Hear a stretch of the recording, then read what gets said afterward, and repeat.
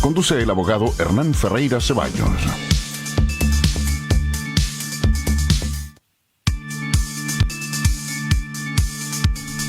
Muy buenas tardes, bienvenidos a esta nueva emisión del programa Espacio Libre, lo necesario para conversar. Una conversación con gente siempre que nos aporta, gente que tiene mucho que decirnos, especialista a veces en los temas. Así que en esta oportunidad no es la excepción, y tenemos en realidad una gran invitada que nos va a hablar de un tema que de a poco se está conociendo. Ya ella nos va a contar, nos vamos a preguntar. Es Margarita Rojo Caquisane.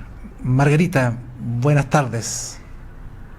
Buenas tardes, Hernán. Muchas gracias por la invitación y un saludo a las personas que lo están viendo y escuchando. Sí, no, gracias a ti. Sabemos, como todos los invitados que tenemos, que están muy ocupados, sus actividades profesionales, en fin, lo absorben. Así que agradecemos que se den un tiempo para Magallanes, para Punta Arenas, ¿ya? Sí.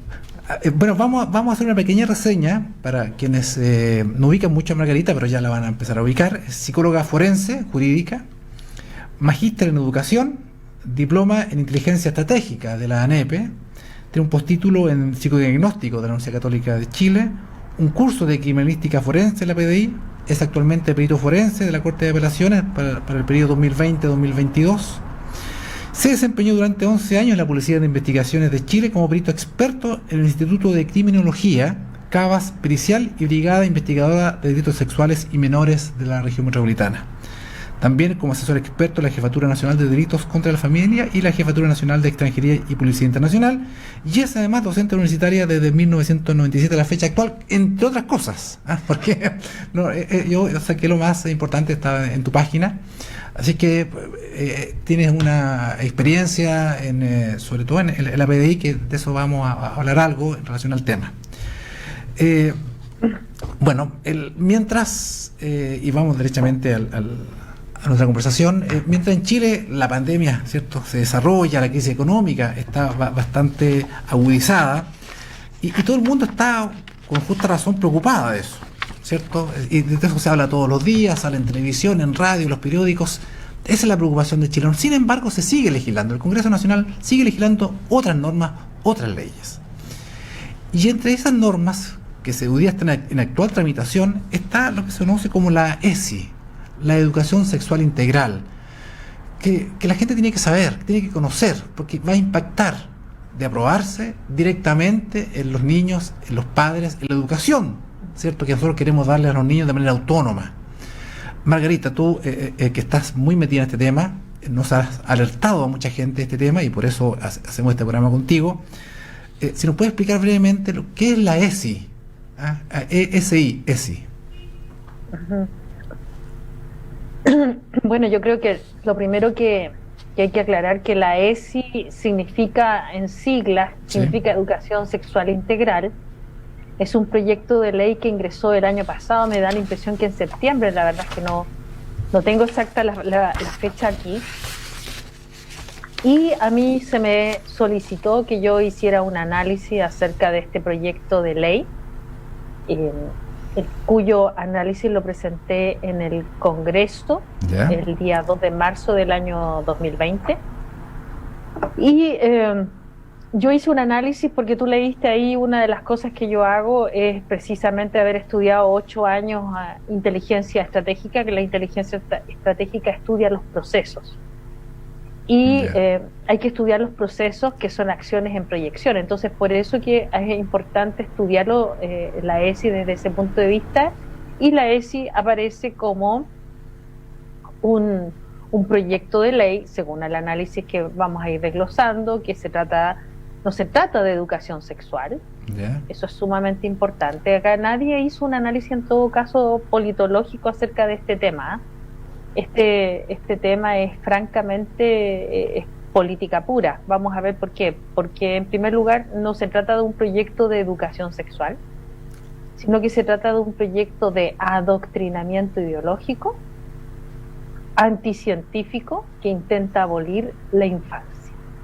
Yo creo que con eso vamos a ir desarrollando los temas y que por lo demás también podríamos plantear que tratándose de que es un proyecto que viene desde las Naciones Unidas, que viene es un proyecto que financia y que respalda también la IPPF, la International Planned Parenthood Foundation, que son todas las instituciones que están, o sea, que es una institución internacional que está dedicada al tema de los abortos, ¿ya? Y que tiene un eufemismo que se dice que es es planificación familiar, y eso no es planificación familiar. O sea, la interrupción del embarazo no existe a través del aborto. O sea, nadie puede revolver a iniciar un embarazo después de un aborto, así que eso es falso.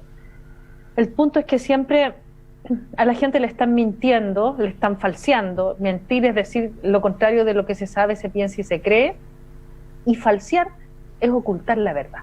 Entonces siempre están haciendo estas cosas. Este tema tiene que ver con que es un proyecto copiado y que viene directo desde esos lugares, como digo, las Naciones Unidas, estamos hablando de la OMS, estamos hablando de la UNICEF, estamos hablando de que el respaldo de este proyecto también tiene que ver con la IPPF, que ya lo expliqué. Sí. Por lo tanto, este no es un proyecto que nace en Chile, no es que aquí hayan personas que se hayan dedicado a hacer este tipo de proyectos. Y aun cuando lo hicieran, fíjate también, Hernán, que lamentablemente la gente está tan ideologizada que probablemente harían los mismos proyectos, dado que ya vimos que en el año 2016, cuando se hace el libro de las 100 preguntas en la Municipalidad de Santiago, estamos dando cuenta de que ahí también surge un proyecto bastante cuestionado, porque era efectivamente, o sea, un proyecto en términos de que era un libro donde se les pretendía enseñar sexualidad a los jóvenes de 13, 14 años, que en realidad era una oda y una apología a la teoría del ano, que no corresponde explicarlo acá, que era una propuesta donde no habían elementos científicos, sino que más bien todos los profesionales que habían trabajado en ese texto eran claramente ideologizados y que tenía que ver con la ideología de género. Margarita, bueno, el proyecto dice educación sexual integral, pero lo que tú nos cuentas que en el fondo es una chapa nomás esto de educar sexualmente a los niños, porque efectivamente alguien diría, bueno, es bueno que a los niños se les eduque sexualmente, pero lo que tú nos cuentas es una chapa, porque hay una ideología detrás de esto que pretende otras cosas, en un rótulo que es bonito, como muchas cosas, rótulo que puede a la gente interesarle, y sin embargo trae otras cosas, que además que no son cosas que uno suponga, sino que están expresamente en la ley o en el proyecto. Claro, lo que pasa es que, a ver, las conductas que van a ejercer no están explícitas. Mira, te voy a explicar. Este proyecto tiene eufemísticamente ese nombre, ese gran nombre, ¿no? Que la gente en realidad no va a generar resistencia, porque educación, que claro, tiene un alto contenido de deseabilidad social, sexual, porque ya, bueno, hay que educar acerca de la sexualidad integral, más encima te hablan de la palabra integral. Pero detrás de esto no existe, insisto, un proyecto de educación sexual. Aquí lo que nosotros vamos a darnos cuenta es porque este proyecto, que está copiado y pegado y que viene de las Naciones Unidas, ya se ha implementado en algunos países de Latinoamérica y, por ejemplo, en Canadá, que obviamente ya está en América, pero del norte.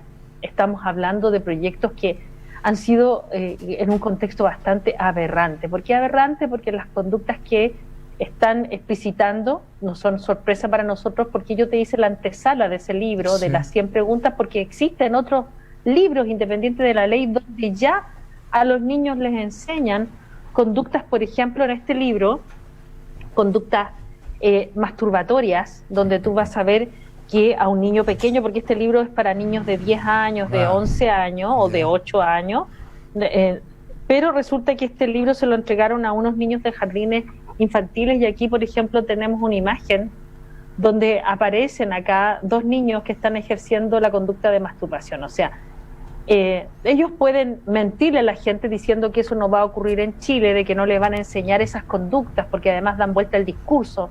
Pero esto ya ocurrió en Argentina, o sea, en el país vecino. Ahí, en el año 2018, cuando ya entra en pleno esta ley, hay más de 100 denuncias por abuso sexual, porque en realidad eso es abuso sexual. Claro. Enseñarles conductas explícitas, hipersexualizadas a los niños pequeños de jardines infantiles de 3, 4 años, es un abuso sexual, es un delito. Entonces acá estamos hablando de que estas personas pretenden que esas conductas las pasarlas como que si fueran normal o que el niño requiriera educación sexual de ese tipo. Acá el problema no es el sentido de no es la educación sexual, sino que el problema es el sentido que se le va a dar a esa educación sexual, que es totalmente impropia, inadecuada y que representa un delito.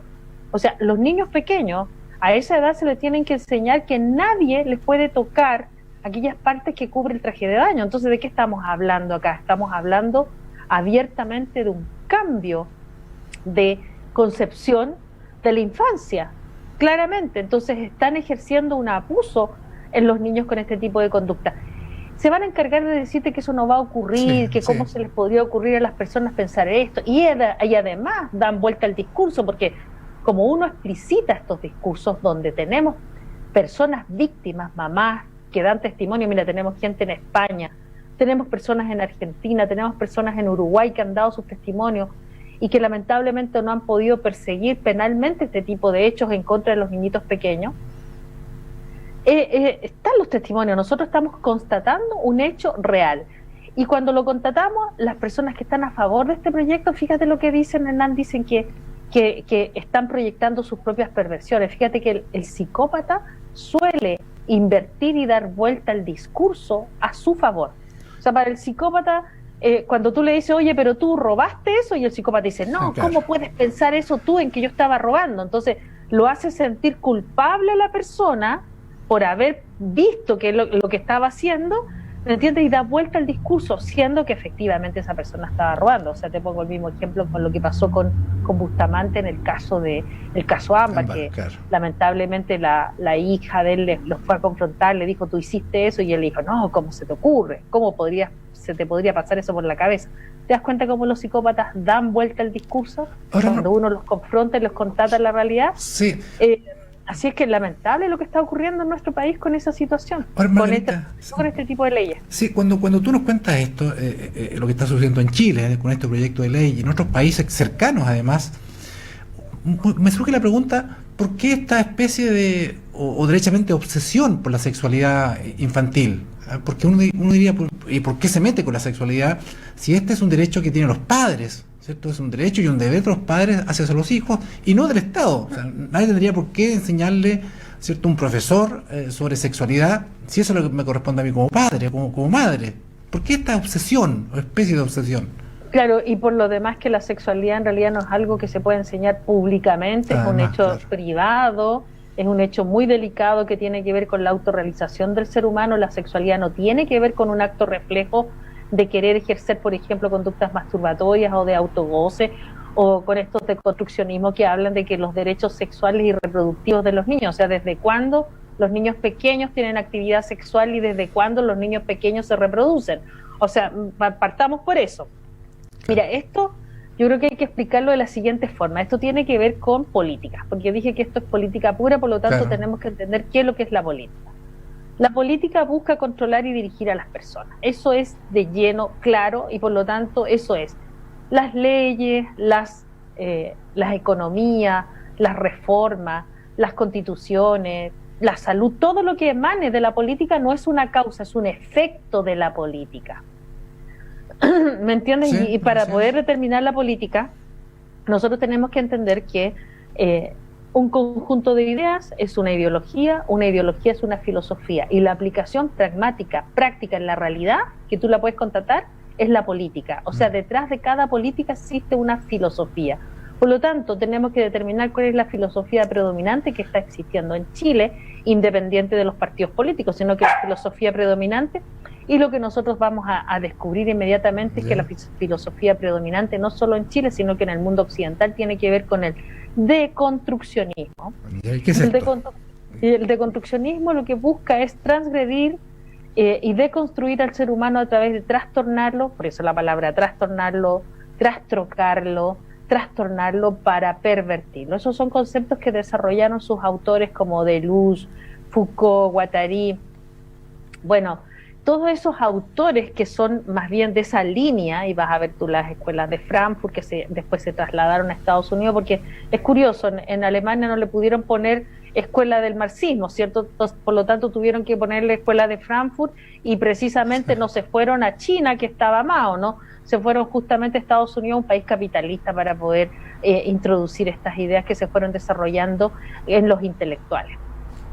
Ahora, ¿por qué es ideológico en términos anticientíficos? Porque en el estructuralismo surgen las teorías de género, sacándole a los seres humanos, haciéndoles creer al ser humano que el ser humano era solo una construcción social, sacándole la biología, la esencia y la existencia. Entonces, como te dicen que es una construcción social, tú puedes construir cualquier cosa, y por eso que puedes entender que en Canadá o por ejemplo en Inglaterra haya un hombre que se crea transespecie, entonces él es una especie de perro, o una mujer en Canadá que se haya casado con un tren, ¿entiendes? Entonces todo ese construccionismo tiene un origen claramente en el estructuralismo, en el espacio y tiempo, donde solamente se concibe al ser humano como una construcción social, como una construcción de roles, lo cual es una falacia, porque el ser humano es una indisoluble unión entre lo biológico y lo cultural.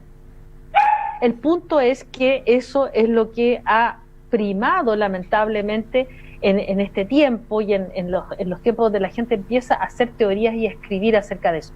Ahora, ¿por qué los niños? Fíjate que sí, aquí voy a tener que mencionar autores, porque todo esto tiene que ver con el antisistema, o sea, nosotros van a destruir al sistema, al núcleo de la sociedad para crear otro tipo de sociedad. Claramente la familia hay que deconstruirla, para poder deconstruirla hay que deconstruir a la mujer, a través de la deconstrucción de la mujer se deconstruye al hombre, y por lo tanto ahora les toca a los niños. Esto viene desde hace mucho tiempo, estos temas de la perversión viene desde hace mucho tiempo. Deleuze y Guattari, cuando escribieron su libro del Antiedipo, ahí hablan del retorno a la perversión, usando y malinterpretando a Freud en sus concepciones. Por eso después desechan a Freud y hacen el esquizoanálisis. Pero ellos ya venían desarrollando todos estos conceptos de perversión. También tiene que ver con el Marqués de Sade en términos políticos, en el uso político, donde se trabaja con ese tema para poder deconstruir a los niños. Obviamente que uno de los que también ocupan este tema, fíjate que mucha gente no sabe, pero Simone de Beauvoir también fue sumamente cuestionada en su época, es una feminista, ¿no? Que plantea que Francesa. La mujer no nace, se hace, y ahí entiendes por qué, cuando ella dice la mujer no nace, se hace, entiendes que viene del estructuralismo, porque te están diciendo que se hace porque es solo construcción social, y le sacan la biología el nacer. Es una falacia, pero no hubo ninguna persona intelectual que se opusiera a estas teorías, y ellos empezaron a avanzar. Bueno, el tema de la Simone de Beauvoir es bastante particular, porque en el año 1977, junto con Sartre, con quien practicaba el poliamor, cosa de moda que se ha puesto ahora, y que no tienen idea de dónde viene, ellos firmaron una carta para despenalizar a unos pedófilos que habían abusado de niños de 13 años. Entonces ya tenemos antecedentes de dónde viene. Hay varios autores que te vas a impresionar, de las personas que son muchos de los intelectuales que la gente lee en las universidades. Esos autores efectivamente estaban abogando por despenalizar la pedofilia. Esa es una carta que publicaron en Francia en el año 77 en el diario Le Monde. Bueno, siguiendo con estos autores que empiezan a hablar de todas estas perversiones, te tengo que mencionar a Alfred Kinsey. Alfred Kinsey, en la Universidad de Indiana, en la década de los 50, también habla de la revolución sexual.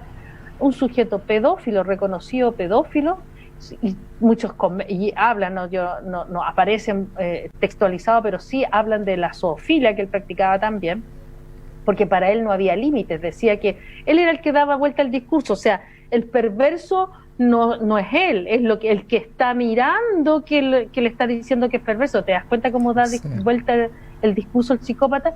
Él abusó de niños menores de edad, habían guaguas de meses. Las tablas de 15 salen los meses que tenían esas guaguas. De hecho, él fue investigado post-mortem por el FBI, porque esos son abusos sexuales, torturas que hizo a niños. Está en los textos, aparece Alfred Kinsey. Hay otro autor también que en la década de los 60 en Alemania, Kentler con Kentler, para que lo busquen. Él fue un psicólogo que también promovió la pedofilia. Él decía que tener relaciones sexuales de adultos con niños no era un tabú, sino más bien un acto de progresismo. El progresismo apoyaba eso. De hecho, surgió un partido verde ecológico en Alemania que estaba buscando despenalizar la pedofilia. Y ellos, por más de 40 años, dieron en adopción a niños a pedófilos. Esto se supo hace poco, esa noticia la pueden buscar. ¿Por qué? Porque los sobrevivientes, esos niños que fueron lamentablemente entregados a los pedófilos para que fueran abusados, usados y abusados, denunciaron y pudieron saber esta gran lamentable hecho. Margarita, y esto tan terrible que tú nos cuentas, que está documentado, esto se engarza entonces con el propósito, no sé si el propósito, pero detrás de esta concepción, ¿cierto? Está la ley, este proyecto de la ESI. ¿Es posible decir, porque yo he escuchado y he leído, ¿cierto?, que esto o legalizaría o permitiría, ¿cierto?, la pedofilia, porque eventualmente un menor de edad podría, y vamos a hablar de esto, ya nos quedan unos minutos para ir a la pausa, esto de la autonomía progresiva, un menor de edad podría decir, ¿sabes?, yo quiero tener relaciones sexuales con alguien de 40, de 50, porque ya tengo la madurez suficiente. Y entonces claro, eso podría engarzar con la pedofilia. Sí, lo que pasa, Hernán, que aquí hay un gran engaño. La autonomía progresiva es un hecho normal en todo ser humano, en el tuyo, en el mío, porque nosotros siempre cuando nacemos dependemos 100% de nuestra madre o de la persona que nos está encargado de cuidar. Claro. Ya estamos hablando de la figura significativa. Y eso tiene que ver también con el desarrollo y la carga próximo-distal del sistema nervioso. El punto es que ese concepto se usó y se está usando y abusando porque en realidad lo que están haciendo es hacerle creer a los niños que ellos van a poder tomar decisiones, pero van a estar adoctrinando a los niños en el colegio mientras los padres no sepan las ideas que le están inoculando, inculcando, cultivando. Y te tengo que decir una cosa, que para tú poder cambiarle a la persona una creencia, una idea, tú tienes que cambiarle, tienes que cambiarle la creencia a través de inculcar, cultivar y inocular esa idea. Y con eso tú le vas a cambiar a la persona la forma de pensar, la forma de ser y la forma de comportarse, por lo tanto le cambiaste la realidad. Claro. Entonces a los niños en el colegio, mientras los padres no sepan qué es lo que le están introduciendo, qué ideas le están inculcando, vas a hacer un cambio de conducta en el niño y les van a hacer creer a los niños que el niño libremente elige. Es una falacia, porque al niño para eso lo estás inculcando, inoculando en el colegio con esas ideas, le estás introduciendo ideas. Y esas ideas obviamente van a ser las que después ellos van a decir que tienen derecho, porque además Foucault dijo, declarar la guerra declarando los derechos. Entonces aquí hay una guerra que va a ir en contra claramente de padres con hijos. O sea, aquí también se intenta abolir el binario padre-hijo, el binario adulto-niño. Claro. Margarita, vamos a ir a una pausa. Y regresamos a una pregunta sobre el interés superior del niño, porque este proyecto de ley habla sobre el interés superior del niño, ¿cierto?, que está en la legislación internacional. Vamos y volvemos en unos breves minutos.